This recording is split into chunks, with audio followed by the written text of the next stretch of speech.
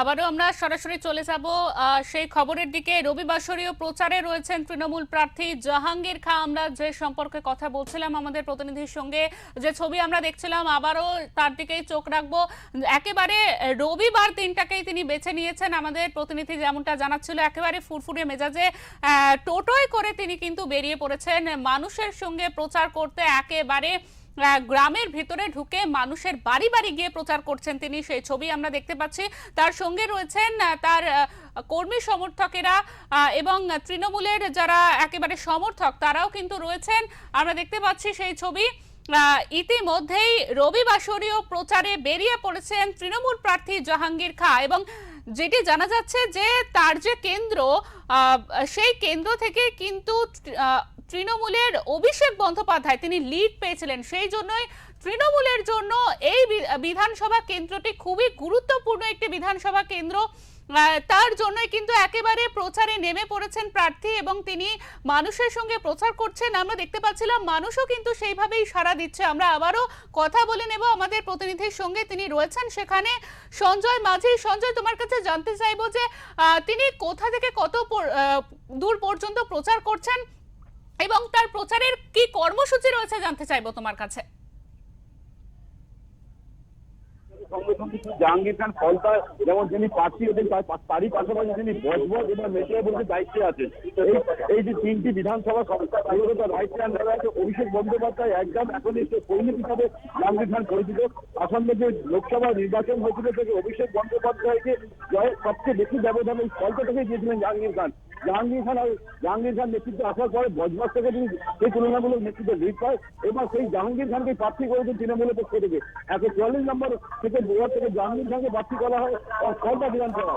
এবং জাহাঙ্গীর খানের যে আজকে যে র্যালি, এই র্যালি কেন্দ্রে সাধারণ মানুষের প্রচারের জন্য, কিন্তু প্রচার এই যে র্যালিকে বিরোধীকে একদম শূন্য পাওয়ার র্যালি যে আজকে জাহাঙ্গীর খানের প্রচারে সাধারণ মানুষ এটাকে মেরেছে প্রচার বলা যাবে না, এক প্রকার বলা যায় যে বিজয় মিছিল বলা যেতে পারে। ফলতার বিজয় মিছিল হচ্ছে সাধারণ মানুষের পাশাপাশি কর্মী সমর্থকের উল্লাস এবং এই যে মিছিল হচ্ছে সাধারণ, এটাকে এক কথা যদি বলা যায় বিরোধীর উদ্দেশ্যে ফলতায় জাহাঙ্গীর খান ফলতায় নির্বাচিত হয়েছেন এবং ফলতার মানুষ কেন আজকে বিজয় মিছিল উৎসব হিসেবে জাহাঙ্গীর খান যেখান থেকে যাচ্ছেন ফুলের বৃষ্টি হচ্ছে, তারই পাশাপাশি মালা সাধারণ মানুষ তাকে যেভাবে ছোট থেকে বড় বৃদ্ধ সকলেই জাহাঙ্গীর খানকে দেখার জন্য এবং তার জাহাঙ্গীর খানের প্রার্থী হওয়ার জন্য এলাকার মানুষের খুশি তার বাতাবরণ এই চিত্র দেখে বোঝাতে পারছেন। তারই পাশাপাশি দেখাচ্ছি যে বিজেপির পক্ষ থেকে যে বলা হচ্ছে যে ফলতায় যে সন্ত্রাস, বিজেপি প্রার্থী কিন্তু স্বয়ং নিজে বলেছেন ফলতায় সন্ত্রাস বলে কিছু নেই। তাহলে বিরোধীদের যে কুচ্ছা প্রচার করতে বারবার ফলতার বিরুদ্ধে, আজকে সেটা প্রমাণিত হয়ে গেলেন যে এই যে বিজয় মিছিল যে বলা যায় এটা যে সাধারণ কর্মী মিছিল বা ভোটের প্রচার বলা যায় না, এটাকে একদম বিজয় মিছিল বলা যায়। শিল্পা, একদমই সঞ্জয়, তুমি যেমনটা দেখাচ্ছ এবং তুমি যেমনটা বলছো একেবারেই আমরা দেখতে পাচ্ছি। তবে সাধারণ মানুষের সঙ্গে সেখানে কথা বলেছো, তারা কি বলছেন? সাধারণ মানুষের সঙ্গে আমরা এখানে যখন কথা বলে দেখলাম যে সাধারণ মানুষ মূলত যে গ্রামটা হিন্দু সনাতনী গ্রামে যখন প্রচার হচ্ছে সেখানে প্রত্যেকটা মানুষকে যখন বলা হচ্ছে যে এখানে বিরোধীদের জায়গা কতটা, তারা এখানে বলছে ফলতার মানুষ ঘরের ছেলে জাহাঙ্গীর খান তাকে প্রার্থী করে খুশি। এখানে বিজেপি যে কোনো জায়গা নেই, বিজেপির পক্ষ থেকে কোনো একটা প্রচার আলো বা একটা ফেলাক বা ফেস্টিন প্রচার কোনোটাই দেখা যাচ্ছে না এখানে। একেবারেই যেমনটা আমরা দেখতে পাচ্ছি রবিবার একেবারে সকালে তিনি জাহাঙ্গীর খাঁ তিনি একদম টোটোয় করে বেরিয়ে পড়েছেন তার জনগণের সঙ্গে জনসংযোগ করতে। কিন্তু এই জনসংযোগের পর অর্থাৎ তিনি যে প্রচারে বেরিয়েছেন, এর কি কি কর্মসূচি রয়েছে? আর আজকে এই ফলতা যে যেখানে বেরিয়েছেন ডাক্তার বেরিয়ে বিভিন্ন অঞ্চলে তিনি ঘুরে দেখবেন, কিন্তু দেখা যাচ্ছে মূলত জাহাঙ্গীর খানকে দেখার জন্য সাধারণ মানুষ এখানকার যে কর্মী বা বলা যায় যারা এখানকার ছোট থেকে বৃদ্ধ থেকে 80 বছর বয়স বৃদ্ধা পর্যন্ত তারা পর্যন্ত রাস্তা দিয়ে জাহাঙ্গীর ভাই ফুলের মালা দিয়ে সম্বোধনা করছে। এটাকে যে তিনি ভোট প্রচার বলা যায়, কিন্তু এখানকার যারা সাধারণ মানুষ ফলতার তারা বলছেন আজকে এটা আমাদের বিজয় মিছিল বলা যায়। সেখানকার মানুষ নমিনেশনের প্রথম দিনেই জাহাঙ্গীর খান যে এখানে বিপুল সংখ্যক ভোটে যিনি শুধু সময় অপেক্ষা দাঁড়িয়ে বাকি আর মাত্র কয়েকটা দিনের পর তিনি একদম যে জাহাঙ্গীর খান এখানে নির্বাচিত এবং জয়লাভ করেছেন। যেটা দেখা যাচ্ছে দক্ষিণ 24 পরগনা যতগুলো প্রার্থী হয়েছে তার মধ্যে অন্যতম প্রার্থী জাহাঙ্গীর খান, যে তার নজর থেকে সবসময় বিরোধী দলের শুভেন্দু অধিকারী থেকে শুরু করে তথা বিরোধী যত বড় নেতাই হোক না কেন ফলতার আসলে ডায়মন্ডের অভিষেক বন্দ্যোপাধ্যায় পরে যে কারোর নাম ওঠে তিনি হলেন জাহাঙ্গীর খান। সেই জাহাঙ্গীর খান শুধু সময় অপেক্ষা, জিতের সময় অপেক্ষায়। শিল্পা, একদমই সঞ্জয়, এছাড়াও সাধারণ মানুষ তাকে চাইছেন এমনটাই কিন্তু মনে করছেন বিশেষজ্ঞ মহল। তবে তাহলে কি এই কেন্দ্রে টক্করটা ঠিক সমানে সমানে নয়, কি মনে করা হচ্ছে? একদম নয়। এই কেন্দ্রের চক্কর আমরা যেটা ভেবেছিলাম হয়তো যে যতবার ফলতার নাম উঠে এসেছিল রাজনৈতিক যে বিষয়গুলোর মধ্যে এবং রাজনীতির গুঞ্জন ফলে যেত যে ফলতা বিধানসভা কেন্দ্রে হয়তো লোকসভার পর, যেমন লোকসভার যে প্রার্থী ছিলেন বিজেপি অভিজিৎ দাস ওরফে ববি, তিনি একটা মহামান্য আদালতে ভোট চুরির একটা মহামান্য মামলা করেন। সে বিচারের মামলা এখনো বিচারাধীন।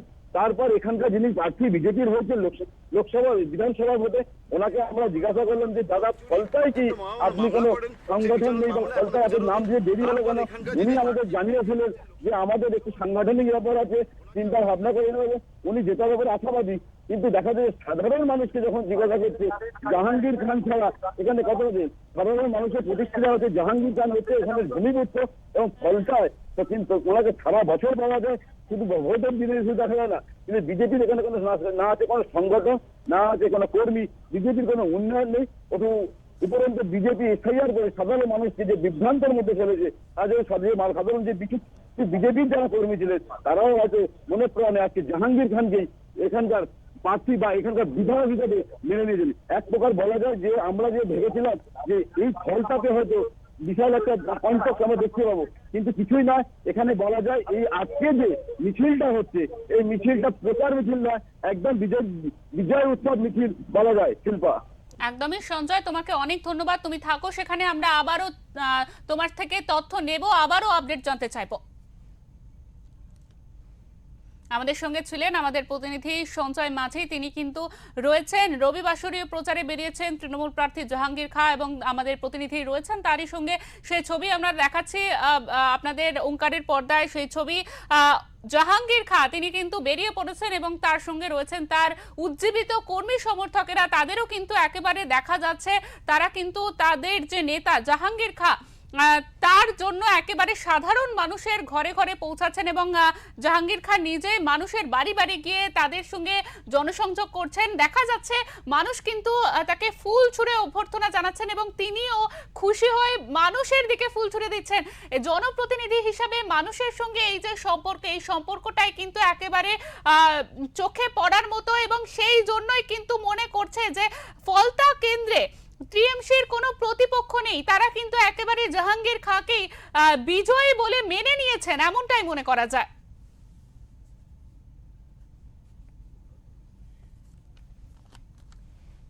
জাহাঙ্গীর খান